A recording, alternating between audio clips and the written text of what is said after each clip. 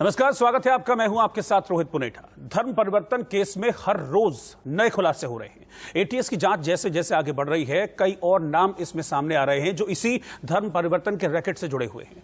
अब इस मामले में 3 और गिरफ्तारियां की गई हैं। बताया जा रहा है कि आरोपी मुख्य रूप से मूक बधिरों को निशाना बनाते थे, यानी कि वो लोग जो कि बोल नहीं सकते, सुन नहीं सकते। धर्म परिवर्तन के लिए इन मूक बधिरों का ब्रेन वॉश किया जाता था और फिर इन्हें इस्लाम अपनाने के लिए कहा जाता था। इसके लिए जरूरी दस्तावेज उमर गौतम और जहांगीर काजी मिलकर बनाते थे। अब दिल्ली पुलिस ने लंबी पूछताछ के बाद इन 3 आरोपियों को गिरफ्तार कर लिया है। वहीं दूसरा और अहम खुलासा जो इस मामले में हुआ है वो ये है कि धर्मांतरण के तार फिलीपींस के आतंकी संगठन से जुड़े हुए हैं। इसके अलावा कनाडा और कतर में भी उमर गौतम के कुछ लिंक एस्टैब्लिश हुए हैं, लिंक मिले हैं। सूत्रों के मुताबिक उमर गौतम के इस्लामिक दावा सेंटर के तार कतर के सबसे बड़े धर्म परिवर्तन कराने वाले इंटरनेशनल मास्टरमाइंड बिलाल फिलिप के साथ जुड़े हुए हैं। बिलाल फिलिप भारत के भगोड़े जाकिर नाइक का सहयोगी रहा है। यानी कि अब आप देखिए कि कहां से कहां तक ये जो पूरा रैकेट है धर्मांतरण का ये पहुंच रहा है, बाहर से कैसे इनको मदद मिलती थी। बताया यह भी जा रहा है कि उमर गौतम के फर्जी ट्रस्ट में करोड़ों रुपए का ट्रांजैक्शन हुआ है। यानी कि बाहर से इनको पैसा मिलता था, फर्जी ट्रस्ट बनाया गया था, इस ट्रस्ट के जरिए बाहर से पैसा मिलता था और उस पैसे का इस्तेमाल किस लिए किया जाता था? धर्मांतरण कराने के लिए। इस केस में 3 और लोगों की फिलहाल गिरफ्तारी हुई है। इंडिया न्यूज संवाददाता राहुल गौतम ने बिलाल फिलिप के सहयोगी शाहजुद्दीन से बात की है। शाहजुद्दीन बिलाल का ऑनलाइन चैनल का हेड है। शाहजुद्दीन ने इंडिया न्यूज से बात में माना है कि बिलाल फिलिप के इस्लामिक ऑनलाइन चैनल से उमर के इस्लामिक दावा सेंटर के संबंध थे और 10 साल पहले हुए एग्रीमेंट के बाद दोनों के बीच बात भी हुई होगी। आइए आपको भी वो पूरा ऑडियो हम सुनाते हैं जो इस लिंक को एस्टेब्लिश कर रहा है। जी राहुल। अच्छा, मैं ये जानना चाह रहा था आपसे थोड़ा सा कि ये तो आपको पता होगा पूरा इशू जो चल रहा है अभी उमर गौतम का। जी, मैं बहुत ही डिटेल में तो उसको फॉलो अप नहीं किया वो न्यूज को, बट मैं सुनी आपको। अच्छा, एक मिली गैजेट एक अखबार है, उसका पुराना एक आर्टिकल है, उसमें ये पता लगा कि उनका आपके साथ भी कुछ टाई अप था। एम आई राइट? एक मेमोरेंडम साइन हुआ था कुछ, आई थिंक 2011 समथिंग में। हाँ जी, अभी किसी और साहब का भी फोन आया था इसी सिलसिले में। उन्होंने बताया एक्चुअली वो बहुत ऑलमोस्ट 10 ईयर्स और मोर देन 10 ईयर्स राहुल साहब। अच्छा, तो ये जो पार्टनरशिप थी ये एक्टिव थी अभी रिसेंटली तक या फिर मतलब 2-3 साल पहले, 5-6 साल पहले डोरमेंट हो गई, इनएक्टिव हो गई थी? वो इनिशियल में ही इनएक्टिव हो गई थी राहुल साहब। इतना जो है एक्टिव जब साइन ही किया था वो बेसिकली एजुकेशन पर्पस के लिए साइन किया। अच्छा, ठीक है जी। अच्छा, एक बात और है इसके अंदर कि जो बिलाल साहब हैं, जी बिलाल साहब तो इंडिया में है नहीं, वो तो कतर में है आई गेस, तो है ना। लेकिन वो उनका तो कई कंट्रीज के अंदर ये है कि हाँ भाई he can't reach over there, including some of the Muslim countries also. आप ये जानते होंगे, मैं और इंडिया में भी वो नहीं है शायद इसी लीगल हैसल की वजह से। जी। हाँ, तो इनकी और उमर साहब की भी बात हुई थी?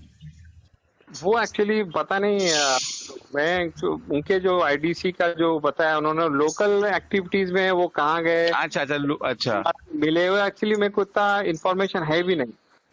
अच्छा, तो कभी, लेकिन अगर दोनों में एग्रीमेंट हुआ है, he is heading your organisation, वो अपनी उसको हेड करते हैं, तो आई एम श्योर दोनों के बीच में कहीं ना कहीं तो बात हुआ ही होगा, तभी उन्होंने ये कॉल लिया होगा कि हाँ भाई चलिए एजुकेशन पर्पस के लिए हम इसको करते हैं। तो आप, हाँ मैं वही कह रहा हूँ, कभी ना कभी तो उनका बात हुआ ही होगा ना, मैं राइट? दोनों का हुआ होगा, ये मैं इसको ये नहीं कर रहा हूँ, डिनाई नहीं कर रहा हूँ, हुआ होगा, बट देन कब हुआ, कितने लेवल पे हुआ, ये एक्चुअली मुझे भी नहीं मालूम, ये बताना चाह रहा हूँ मैं ये समझने की कोशिश कर रहा हूँ। उमर के ऊपर तो काफी सारे चार्जेस अब ये लग गए कि हाँ भाई उनकी फंडिंग भी है, आईएसआई से और ये वो, हालांकि अभी कुछ प्रूफ नहीं है, वो तो कोर्ट में मामला जाएगा और जो भी वो होगा वो तो होगा ही। लेकिन कजाकिस्तान वो गए थे, आप ये जानते होंगे, कजाकिस्तान गए थे वो एक प्रोग्राम के अंदर स्पीच करने के लिए, तो वहां पर उनका ये बताया जा रहा है कि उनकी मुलाकात जाकिर नाइक से भी हुई थी। उनके डिटेल्स ज्यादा, उनकी एक्टिविटी से ज्यादा ये नहीं हो राहुल साहब। ये तो हमारे इंडिया न्यूज के संवाददाता और शाहजुद्दीन के बीच जिस शख्स को लेकर बातचीत हो रही है उस शख्स का नाम है बिलाल फिलिप। बिलाल फिलिप कौन है ये आपको बताते हैं। अभी तक जो जानकारी मिल रही है उसके मुताबिक कतर में सबसे बड़ा धर्म परिवर्तन का रैकेट चलाता है बिलाल फिलिप। अबू अमूना बिलाल फिलिप इसका असली नाम है। डेनिस ब्रेडली फिलिप, यानी कि ये डेनिस ब्रेडली फिलिप इस बिलाल फिलिप का असली नाम है। कतर बेस्ड इस्लामिक प्रीचर है, ऑनलाइन इस्लामिक यूनिवर्सिटी का चांसलर भी है ये बिलाल फिलिप। बिलाल फिलिप के पास फिलहाल जो जानकारी मिल रही है उसके मुताबिक कनाडा की नागरिकता भी है। बिलाल बड़े पैमाने पर रेडिकलाइजेशन करता है। बिहार को अंतर्राष्ट्रीय स्तर पर प्रतिबंधित किया गया, यानी कि बैंड शख्स है इंटरनेशनल लेवल पर। 2014 में बिलाल को फिलीपींस में गिरफ्तार भी किया जा चुका है और जाहिर सी बात है कि इस गिरफ्तारी के पीछे यही रीजन रहा होगा कि यह धर्म परिवर्तन का जो एक रैकेट चला रहा था। बिलाल फिलिप पर अब किन किन देशों में बैन है वो भी आप जान लीजिए। बिलाल पर ब्रिटेन में बैन है पूरी तरीके से, इसके अलावा ऑस्ट्रेलिया में बिलाल पर बैन है, डेनमार्क में उस पर बैन है, कीनिया, जर्मनी और बांग्लादेश, ये वो देश हैं जिन्होंने बिलाल फिलिप पर पूरी तरह से उसकी ये जो गतिविधियां हैं, अनवांटेड जो उसकी ये गतिविधियां हैं, उसके चलते इन देशों ने बिलाल फिलिप पर पूरी तरीके से प्रतिबंध लगाया हुआ है, बैन किया हुआ है। उत्तर प्रदेश के एडीजी कानून व्यवस्था प्रशांत कुमार ने इस बारे में क्या कहा है, उनकी जो जांच चल रही है वो कहां तक पहुंची है, इस रैकेट के बारे में वो क्या बता रहे हैं, वो सुनिए जरा।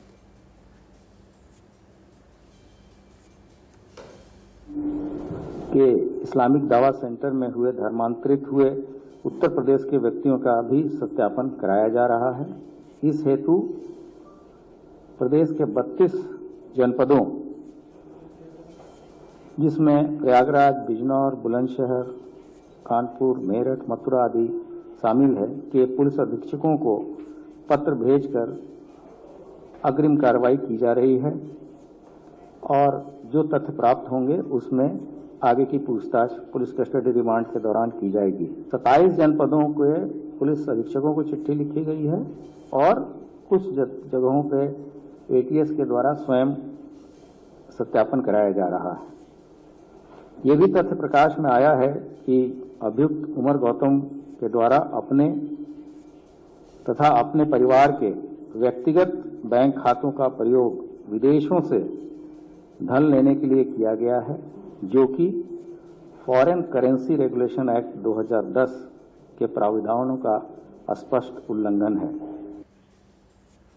और राहुल गौतम मेरे सहयोगी इस वक्त साथ में जुड़ रहे हैं। राहुल वो शख्स हैं जिन्होंने शाहजुद्दीन से बातचीत की है। शाहजुद्दीन कौन है? बिलाल फिलिप का बहुत क्लोज है, बहुत करीबी है। राहुल इस वक्त मेरे साथ हैं।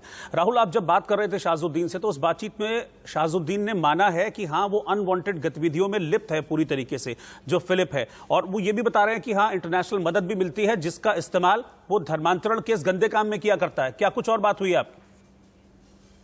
आपने, और मैं एक बात जोड़ दूं, बिलाल फिलिप को 2014 के अंदर टेरर एक्टिविटीज में शामिल होने के लिए गिरफ्तार किया गया था। यानी उस पर सीधे तौर पर आतंकवाद को स्पॉन्सर करने के आरोप लग चुके हैं, जिसके बाद उसको गिरफ्तार किया था। इसके अलावा तमाम मुल्कों में वो बैन है। फिलहाल वो एक यूनिवर्सिटी चलाता है, इस्लामिक ओपन यूनिवर्सिटी, उसके साथ टाइप था उमर गौतम की जो आईडीसी है, इन दोनों का टाइप था। पिछले 10 साल से ये पार्टनरशिप एक्टिव थी। इसमें हर साल तकरीबन 200 बच्चे जो है वो इस्लामिक स्टडीज को पढ़ा करते थे। ये वो बच्चे हैं जो कि हाईली रेडिकलाइज बच्चे होते हैं। इसके अलावा मैं आपको एक बात और बता दूं, अब जो यूपी एटीएस है वो मनी ट्रेल को स्टैब्लिश करने की कोशिश कर रही है कि किस तरीके से फॉरेन फंडिंग आई है उमर गौतम की जो ऑर्गेनाइजेशन है आईडीसी को। देखिए ये जो रैकेट है, ये इसमें पहली बार ये स्टैब्लिश हुआ है कि कैसे फॉरेन लिंक है इसमें। बाहर जो लोग बैठे हैं, चाहे वो जाकिर नाइक हो, बिलाल जो है मैं आपको बता दूं वो जाकिर नाइक का भी बहुत ही क्लोज फ्रेंड है, बल्कि वो उसका जो चैनल पीस टीवी उस पर भी अक्सर तकरीरें करता है और लोगों को ब्रेन वॉश की जो है उसके लिए स्पीचेस देता है। तो ये पहली बार स्टैब्लिश हुआ है कि किस तरीके से इसके जो तार है वो बॉर्डर के पार है और अपने देश के बजाय दूसरे देश भी इसके अंदर कई जो लोग हैं वो इन्वॉल्व हो सकते हैं। एक चीज मैं आखिर में और जोड़ना चाहूंगा कि ये जो बिलाल का जो व्यक्ति जिससे हमने बात की है, इसने साफ तौर पर ये माना है कि इन दोनों की कहीं ना कहीं आपस में इंटरेक्शन हुआ है। 2006 के अंदर बताया जा रहा है कि दोहा के अंदर एक मुलाकात हुई थी उमर गौतम की बिलाल से। के बाद ये पूरा का पूरा जो कन्वर्जन का रैकेट था वो देश के अंदर इन लोगों ने तेजी से आगे बढ़ाया। तो जाहिर है ये एक खुलासा है और जिसके ऊपर अब यूपी एटीएस भी जांच कर रही है। ठीक है राहुल, बहुत बहुत शुक्रिया आपका। बहुत डिटेल में आपने सारी चीजें बताई कि किस तरीके से ये पूरा का पूरा जो क्राइम है वो चल रहा था, धर्म परिवर्तन का रैकेट कैसे इस पे ये लोग ऑपरेट कर रहे थे। बहुत शुक्रिया आपका। लेकिन इस बीच एक और बड़ा खुलासा करते हैं। सूत्रों के मुताबिक ये पता चला अब तक की पूछताछ में कि जो आरोपी हैं, यानी कि जो धर्मांतरण के आरोपी हैं, ये बाकायदा साइन लैंग्वेज का इस्तेमाल करते थे। ये लोग अगर आपस में कम्युनिकेट भी करते थे, बात भी करते थे, तो ये कोड वर्ड्स का इस्तेमाल करते थे। पुलिस की पहुंच से दूर रहने से लेकर विदेशी फंडिंग तक की जानकारी देने या लेने के लिए बाकायदा इनके पास कोड वर्ड्स होते थे और ये उन कोड वर्ड्स के जरिए ही बातचीत करते थे। क्या हैं वो कुछ कोड वर्ड्स जो अभी पता चले हैं, वो हम आपको बता दें। कोड वर्ड है revert back to Islamic programme, यानी कि यह कोड वर्ड धर्म परिवर्तन के लिए इस्तेमाल किया जाता था। दूसरा है डेफ सोसाइटी के टीचर इसी कोड वर्ड का इस्तेमाल यहां पर किया करते थे और छात्रों को इसी कोड वर्ड से बातचीत के जरिए धर्मांतरण के लिए प्रेरित किया जाता था। जो दूसरा कोड वर्ड अब तक जो इंटरसेप्ट किया गया है वो है मुतक्की। इस शब्द का इस्तेमाल बार बार बोलकर बच्चों और बाकी लोगों में बातचीत के लिए इस्तेमाल किया जाता था और सच और हक के तलाश की बात कही जाती थी इस कोड वर्ड के जरिए। जो तीसरा कोड वर्ड अभी सामने आया है वो है रहमत। अब इस रहमत का मतलब क्या है? इसका मतलब होता था कि विदेशों से आने वाली फंडिंग के लिए इस कोड वर्ड का ये लोग इस्तेमाल किया करते थे, जिससे कि किसी को शक ना हो कि फंडिंग इनको मिल रही है, पैसा इनको मिल रहा है। विदेशी फंडिंग के लिए ये लोग रहमत शब्द का इस्तेमाल करते थे, यानी कि जब भी फंडिंग के बारे में इनको बातचीत करनी होती थी, कहां से फंड आ रहा है, कहां से आ रहा है, तो फंड ना बोल के ये लोग रहमत बोला करते थे। चौथा जो वर्ड है वो है सलात। यह शब्द नमाज के लिए इस्तेमाल किया जाता था। इस्लाम में जो धर्मांतरण करता है उसे यह जिम्मेदारी दी जाती है। यह शब्द बार बार बोलकर नमाज संबंधित बात की जाती थी। इसे आम बोलचाल में भी इस्तेमाल किया जाता था, जिससे कि किसी को किसी भी तरह का कोई शक ना हो। एक और कोड वर्ड जो डिकोड किया है एजेंसीज ने वो है अल्लाह के बंदे। इसका मतलब है सोशल मीडिया पर, मसलन यूट्यूब हो गया, फेसबुक हो गया, इन पर मूक बधिरों के लिए डाले गए वीडियो जिन पर लाइक्स आए हों, उनके लिए इस शब्द का इस्तेमाल किया जाता था। मोबाइल नंबर और जन्म तिथि, यह भी एक कोड वर्ड था। यह कोड वर्ड धर्म परिवर्तन करवाने का नाम था। इसे आईडी के रूप में बनाया गया था, यानी कि जब भी धर्म परिवर्तन से संबंधित बातचीत करनी होती थी तो ये इन कोड वर्ड्स का इस्तेमाल किया करते थे। कौम का कलंक, ये एक कोड वर्ड है जिसको अभी तक इंटरसेप्ट नहीं किया गया, इंटरसेप्ट कर लिया गया, लेकिन हां इसको डिकोड अब तक नहीं किया जा सका है कि कौम जो है इसका क्या अर्थ है। आशीष सिन्हा मेरे सहयोगी इस वक्त मेरे साथ जुड़ रहे हैं, मैं उनके पास चल रहा हूं। आशीष, जिस तरह की चीजें अभी तक सामने आ रही हैं और ये भी जानकारी सामने आ रही है कि बाकायदा कोड वर्ड्स थे इनके पास बातचीत करने के लिए, ये बताते हैं कि ये बहुत ही ऑर्गेनाइज तरीके से इस क्राइम को ये लोग अंजाम दे रहे थे। फुल प्रूफ अपने जो ये प्लान्स थे उनको करने की कोशिश कर रहे थे। हालांकि हैट्स ऑफ टू एजेंसीज कि इनको डिकोड कर लिया गया।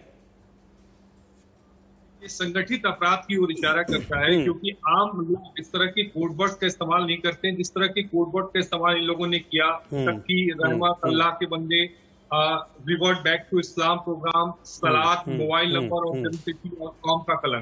कौम के कलम को हालांकि अभी डिकोड करना बाकी है, लेकिन एक चीज तो ये बिल्कुल साफ है कि एक बहुत बड़ी साजिश चल रही थी जिसको एटीएस ने जिसका भांडा फोड़ किया है।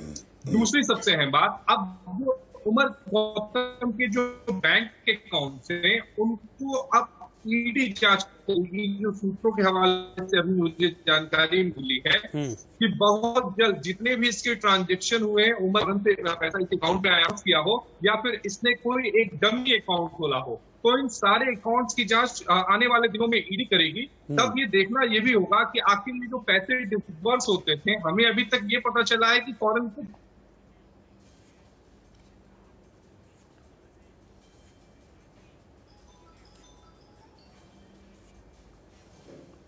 ठीक है आशीष, मुझे लगता है कुछ टेक्निकल इशू है, लेकिन एक चीज बहुत ज्यादा बिल्कुल क्लियर है कि बहुत ऑर्गेनाइज तरीके से आपने भी इस शब्द का इस्तेमाल किया, मैंने भी इस शब्द का इस्तेमाल किया, बहुत ऑर्गेनाइज तरीके से इस पूरे के पूरे क्राइम को अंजाम यहां पर दिया जा रहा था, जिसे हमारी एजेंसीज ने क्रैक किया है। लेकिन अभी और बहुत से ऐसे नाम हैं जिनका सामने आना बाकी है, उन देशों का भी सामने आना बाकी है जो लोग इनको बाकायदा फंडिंग कर रहे थे इस धर्मांतरण के लिए। इस बीच एक बड़ी खबर आपको बता दें कि उत्तर प्रदेश के हमीरपुर में भी धर्म परिवर्तन का मामला सामने आया है। यहां पर 2 युवतियों का जबरदस्ती धर्म परिवर्तन कराया गया। पूरे मामले की जांच फिलहाल हमीरपुर पुलिस कर रही है। बड़ी खबर इस वक्त की आपको बता रहे हैं, 2 युवतियों का जबरन धर्मांतरण यहां पर कराया गया है।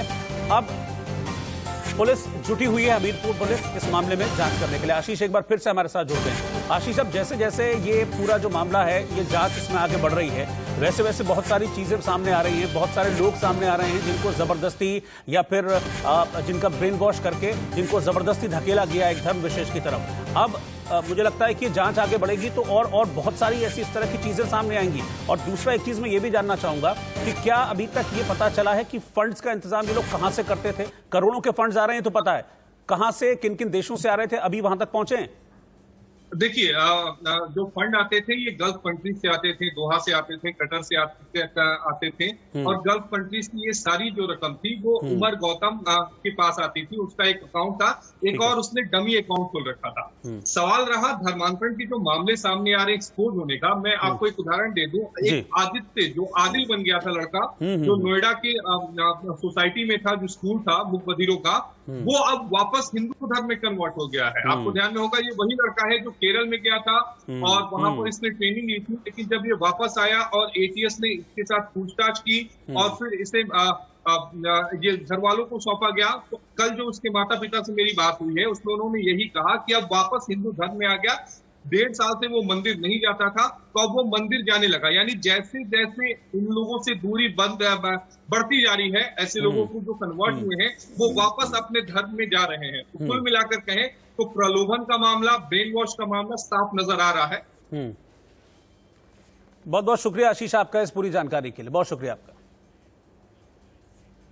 इधर जम्मू कश्मीर में सिख लड़कियों के जबरन धर्मांतरण मामले में आज एक सिख प्रतिनिधिमंडल ने गृह राज्य मंत्री जी किशन रेड्डी से मुलाकात की है। इस मुलाकात के दौरान जागो पार्टी के राष्ट्रीय अध्यक्ष मनजीत सिंह जीके ने यूपी और मध्य प्रदेश की तर्ज पर जम्मू कश्मीर में भी लव जिहाद पर कानून बनाने की मांग की है। प्रतिनिधिमंडल में बीजेपी के आरपी सिंह भी शामिल रहे,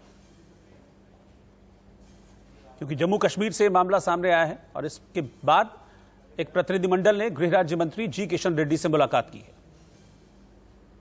18 साल की एक लड़की को जोर जबरदस्ती से कन्वर्शन किया है, ऐसा ये गलत है। इस विषय पर डेलीगेशन मेमोरेंडम दिया है।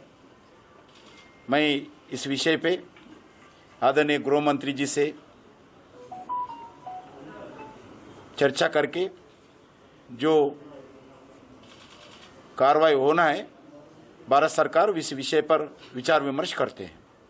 बिटिया को वहां पर 18 साल की बिटिया को गन पॉइंट पे अगवा कर एक अधेड़ उम्र के व्यक्ति के साथ उसकी जबरन शादी करा दी गई और उसमें वहां पर ये लगातार ये मामला चल रहा है। ये पहला नहीं, ये ऐसे पहले भी कई बार घटनाएं हो चुकी हैं।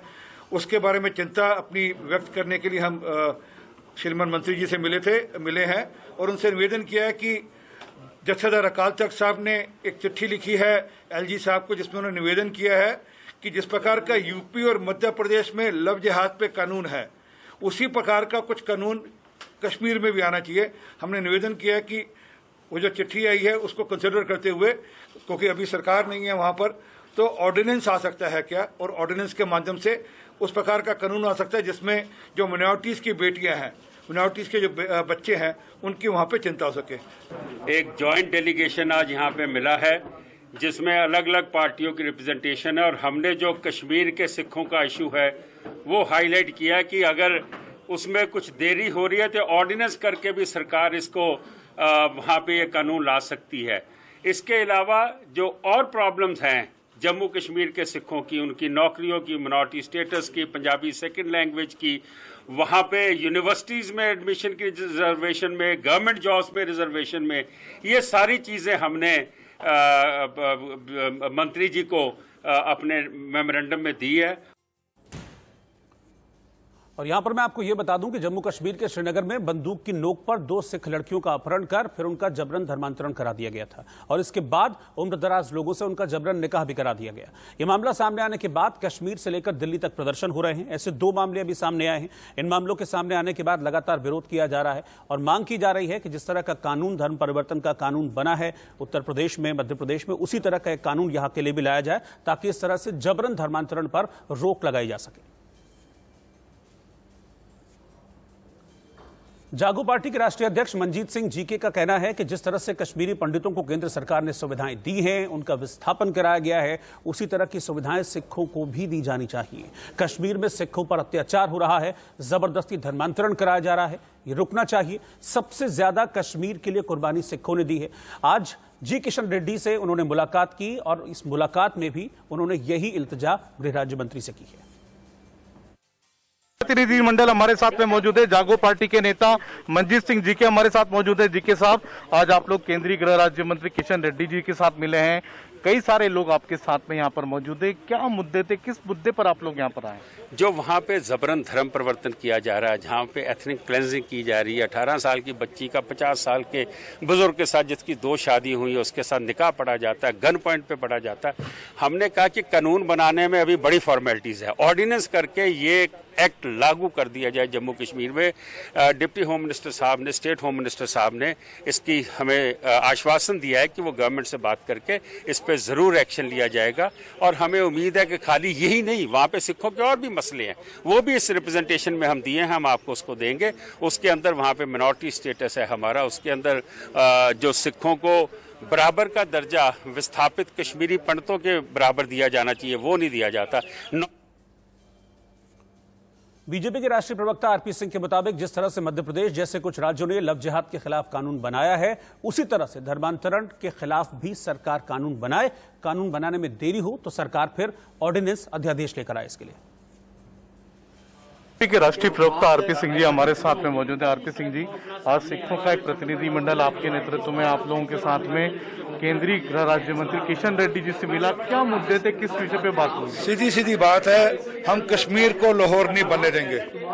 लाहौर के अंदर एक घटना होती है जहाँ पे कश्मीरी बेटियों को सिख बेटियों को अगवा कर लिया जाता है। हम ये घटना कश्मीर में नहीं देंगे। वहाँ पे 18 साल की एक सिख बेटी को बंदूक के जोर पर अगवा कर 60 साल के एक अधेड़ आदमी से शादी कर जाती है। उसके विरोध में हमने एक अपना मेमोरेंडम दिया है। हमारे साथ जागो पार्टी से और हमारे कश्मीर के एमएलसी भी हमारे साथ आए थे। हमने कहा है कि इसके ऊपर ऑर्डिनेंस लाया जाए, क्योंकि जत्थेदार अकाल तख्त साहब ने ऑलरेडी ये कहा है कि जैसा लव जिहाद के खिलाफ बिल मध्य प्रदेश और यूपी में है, वैसा ही बिल कश्मीर में आना चाहिए।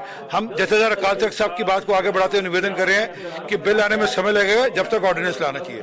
और क्या किस तरह की मांग करना चाहते हैं आप सरकार? मूलतः ये जो धर्म परिवर्तन है मामले, ये बंद होने चाहिए। वहाँ पर जबरदस्ती जबरन ये जो धर्म परिवर्तन है, ये बंद होना चाहिए वहाँ पर। सरदार आरपी सिंह जिनका कहना है कि धर्म परिवर्तन के मामले बंद होना चाहिए, सरकार जल्दी से जल्दी ऑर्डिनेंस लाए और लव जिहाद के खिलाफ जिस तरह के कानून है उस तरीके के कानून धर्मांतरण के खिलाफ भी बनाए। फिलहाल एक छोटे से ब्रेक के लिए यहाँ पर रुक रहे हैं। आप बने रहिए इंडिया न्यूज के साथ।